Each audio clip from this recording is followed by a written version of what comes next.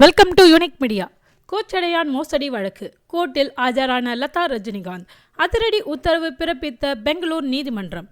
கோச்சடையான் பட மோசடி வழக்கில் ரஜினிகாந்தின் மனைவி லதா ரஜினிகாந்துக்கு பெங்களூர் நீதிமன்றம் ஜாமீன் வழங்கி உத்தரவிட்டுள்ளது.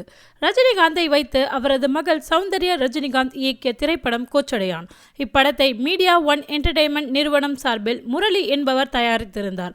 இப்படத்தை தயாரிப்பதற்காக முரளிக்கு ஆர்ட் பீரோ நிறுவனத்தை சேர்ந்த அபிர்சந்த் என்பவர் சுமார் ரூபாய் 6.2 கோடி கடன் கொடுத்ததாக கூறப்படுகிறது. இப்படம் வெளியாகி மிகப்பெரிய நஷ்டத்தை சந்தித்ததால் முரளியால் வாங்கிய கடனை திருப்பி செலுத்த முடியவில்லை.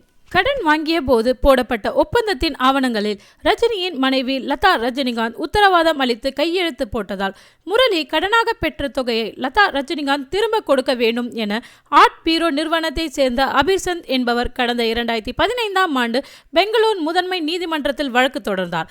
இந்த வழக்கு தொடர்பான விசாரணை கடந்த 8 வருடங்களுக்கு மேலாக நடந்து வருகிறது. இந்த வழக்கை விசாரித்த போலீசார் லதா ரஜினிகாந்த் மீது 196, 199, 420, 463 ஆகிய 4 பிரிவுகளில் கீழ் வழக்கு பதிவு செய்ததோடு குற்றப்பத்திரிகையையும் தாக்கல் செய்தனர்.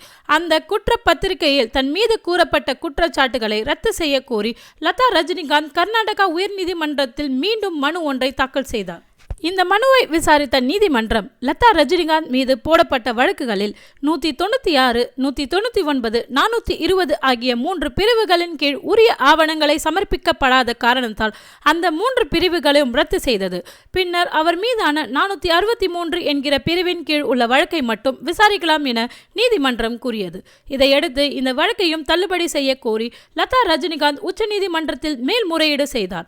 இந்த மேல்முறையீட்டு மனுவை விசாரித்த நீதிமன்றம் லதா ரஜினிகாந்துக்கு எதிரான மோசடி வழக்கை தொடர்ந்து பெங்களூர் நீதிமன்றமே விசாரிக்க அனுமதி கொடுத்தது. இதனிடையே கடந்த சில வாரங்களுக்கு முன் நடைபெற்ற விசாரணையின் போது ஜனவரி 6ஆம் தேதி அல்லது அதற்கு முன் பெங்களூர் கூடுதல் மெட்ரோபாலிடன் மேஜிஸ்ட்ரேட் கோர்ட்டில் லதா ரஜினிகாந்த் ஆஜராக வேண்டும், இல்லையெனில் பிடிவாரண்ட் பிறப்பிக்கப்படும் என உத்தரவிடப்பட்டது.